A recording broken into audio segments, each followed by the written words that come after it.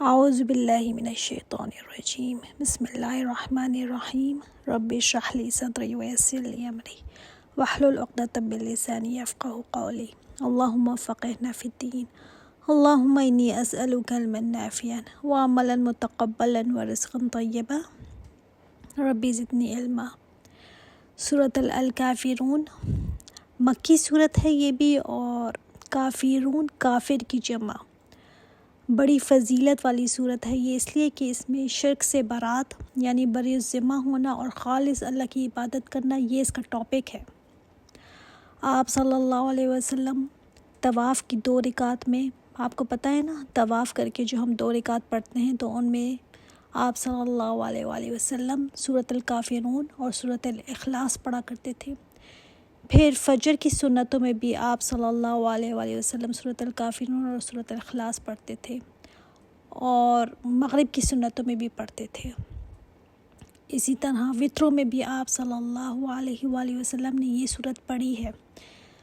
آپ صلی اللہ علیہ وآلہ وسلم نے فرمایا، سورۃ الکافرون پڑھا کرو، بے شک یہ شرک سے برات ہے۔ اور سورت یہ کب نازل ہوئی تھی؟ اس کا بیک گراؤنڈ ہے کہ جب آپ صلی اللہ علیہ وآلہ وسلم کی دعوت سے بہت سے لوگ مسلمان ہونے لگے، اور کافر جو ہیں وہ ظلم و ستم سخت قسم کا کر چکے، اور انہوں نے دیکھا کہ کوئی فائدہ نہیں ہے ظلم کا، تو انہوں نے فیصلہ کیا کہ کسی نہ کسی طرح مختلف تجاویز کسی کو آپ صلی اللہ علیہ وسلم Nothing's going to stop me. I'm making my way home. I'm making my way.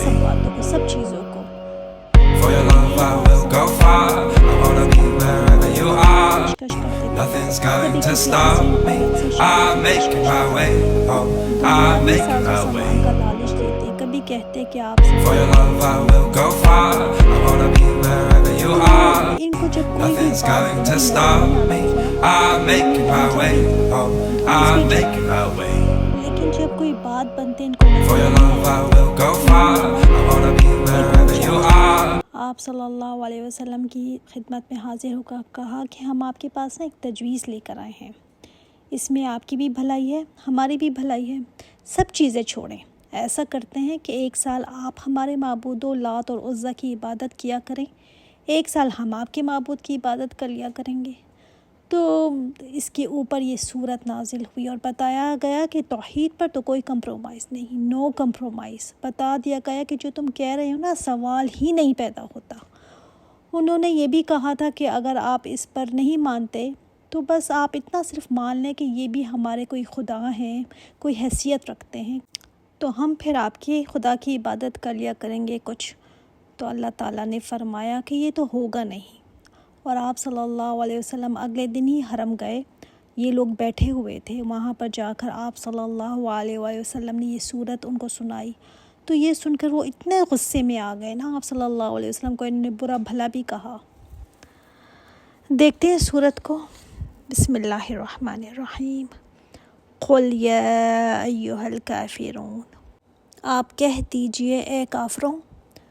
قل سے یہ صورت شروع ہو رہی ہے، آگے بھی ہم دیکھیں گے 3 صورتیں قل سے شروع ہوتی ہیں، سورۃ الاخلاص، سورۃ الناس اور سورۃ الفلق۔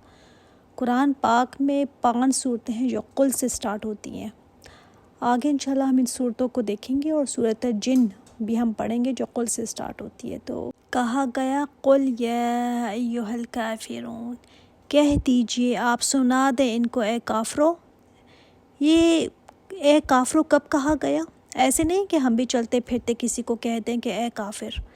یہ اس وقت کی بات ہے جب حجت تمام ہو گئی ہے نا۔ اب دیکھیں نا، پورے قرآن میں اللہ تعالیٰ نے ان کو طرح طرح سے سمجھایا۔ اب قرآن اپنے اختتام کو ہے، 30 پارہ ہے یہ، تو حجت تمام ہو گئی نا، ان پر تمام چیزیں ان کو کلیئر بتا دی گئی۔ تو اس کے بعد کہا گیا اے کافرو، لا اعبد ما تعبدون، نہیں میں عبادت کرتا جن کی تم عبادت کرتے ہو۔ آپ صلی اللہ علیہ وآلہ وسلم کو کہا گیا کہ کہہ دیں ان کو کہ نہیں میں اس کی عبادت کرتا ہوں، نہ کروں گا جس کی تم عبادت کرتے ہو۔ اور وہ کن کی عبادت کیا کرتے تھے؟ ایسا نہیں تھا کہ وہ اللہ تعالیٰ کو نہیں مانتے تھے، اللہ تعالیٰ کو وہ مانتے تھے، لیکن ساتھ پھر کیا کرتے تھے؟ بتوں کے سامنے بھی جھکتے تھے کہ اللہ تعالیٰ کے یہ قرب ہمیں دلائیں گے۔ اچھا، کافرون جو ہے نا، کس کی جمع ہے؟ کافر۔ کافر جو ہے کفرہ مطلب کنسیل کرنا۔ ہم بھی اپنے چہرے پر کنسیلر لگاتے ہیں نا، تو کیا کر رہے ہوتے ہیں؟ کور کر لیتے ہیں نا، جو بھی چہرے کے اوپر کوئی امپرفیکشن ہے تو اس کو کور کرتے ہیں۔ تو کفرہ کا شریعت میں کیا معنی ہے اس کا؟ اللہ تعالیٰ کا انکار کر دینا۔ تو یہ بیسک معنی ہے اس کا، لیکن یہ بھی اس کا ایک معنی ہے کہ اللہ تعالیٰ کو تو ماننا لیکن اس کے کسی حکم کا انکار کر دینا۔ تو مثلاً جیسے اب نماز کا انکار کر دینا، زکوٰۃ یا حج کا انکار کر دینا، تو یہ بھی سب کفر میں شامل ہو جاتا ہے۔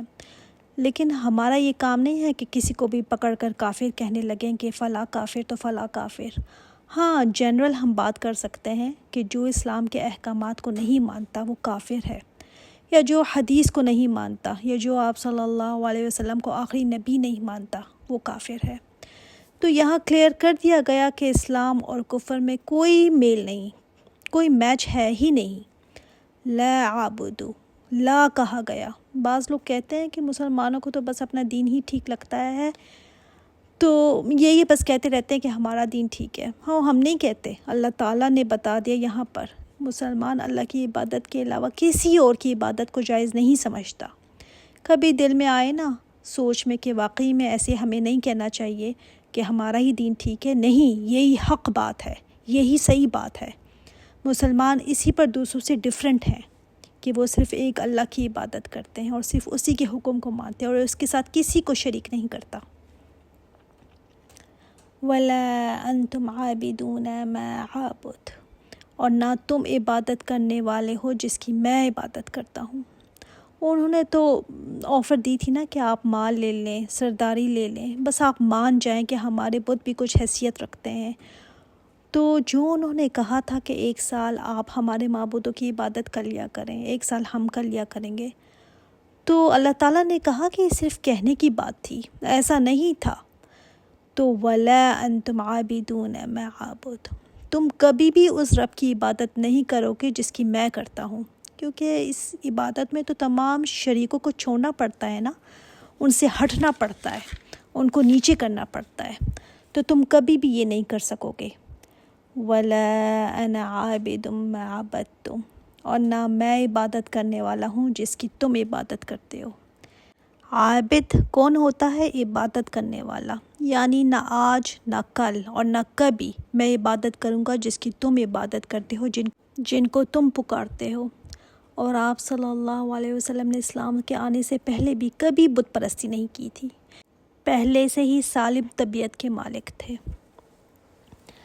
وَلَا أَنْتُمْ عَابِدُونَ مَا عَابُدُ، اور نہ تم عبادت کرنے والے ہو جس کی میں عبادت کرتا ہوں۔ یعنی اب انسان سوچتا ہے نا کہ 2 دفعہ آیا، یہ تکرار آئی نا 2 دفعہ بتا کر، تو پہلے جو ماں آیا نا، وہ جن کی تم عبادت کرتے ہو میں نہیں کرتا۔ دوسری دفعہ جو ماں آیا تو مطلب جس طریقے سے تم عبادت کرتے ہو میں وہ طریقہ بھی اختیار نہیں کرتا۔ مطلب جب تک تم ایمان نہ لے آؤ تو تم میرے طریقے پر عبادت کر ہی نہیں سکتے، یعنی ہماری طریقے بھی بالکل ڈیفرنٹ ہیں۔ پہلے جو 2 دفعہ ماں کا لفظ آیا نا، تو اس میں نہ تم عبادت کرنے والے ہو میرے معبود کی، اور دوسری دفعہ جو ماں آیا وہ نہ میں عبادت کرنے والا ہوں تمہارے معبودوں کی۔ تو اس میں نہ طریقے کی بھی نفی کی گئی کہ نہیں میں کرنے والا جس طریقے سے تم عبادت کرتے ہو، جو تمہارا عقیدہ ہے میں نہیں ہوں اس میں شامل۔ لَكُمْ دِينُكُمْ وَلِيَ دِينِ، تمہارے لیے تمہارا دین ہے اور میرے لیے میرا دین ہے۔ جب کافروں پر حجت تمام ہو گئی نا، تو اب کہا گیا اے نبی ان سے کہہ دیں کہ ٹھیک ہے تم اپنے طریقے پر راضی رہو، مجھے میرے دین پر چلنے دو، میں کیوں چھوڑوں اپنے دین کو۔ تو جو بھی ان کی آفر تھی آپ صلی اللہ علیہ وسلم کے لیے، ان سب کو رد کر دیا گیا اس میں۔ اچھا، یہ نہیں کہ کافروں کو اجازت دے دی گئی کہ ٹھیک ہے اپنے دین پر رہو، ہاں، مگر بتا دیا گیا کہ ہمارے راستے پھر الگ الگ ہیں۔ الحمدللہ سبحانک اللہم و بحمدک اشہد ان لا الہ الا انت واستغفرک واتوب الیک. السلام علیکم ورحمۃ اللہ وبرکاتہ.